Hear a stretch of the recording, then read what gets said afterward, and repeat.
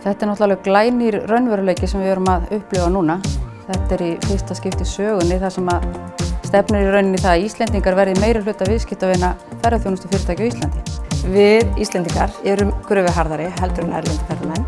Við erum óþolinmóðari, við viljum allt fá strax og við leggjum okkur bara fram við að gera það og í 99% tilfella þá hefur það tekist.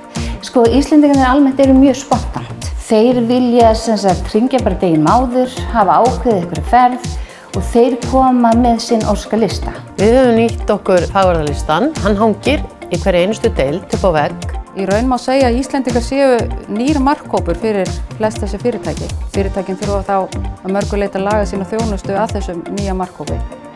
Því er mjög mikilvægt að hafa aðgang að góðum upplýsingum og ekki bara hafa aðgang að þeim heldur skoða þær og nýta þær síðan daglega. Hvernig ætlar þú að taka á móti íslenskum ferðamönnum?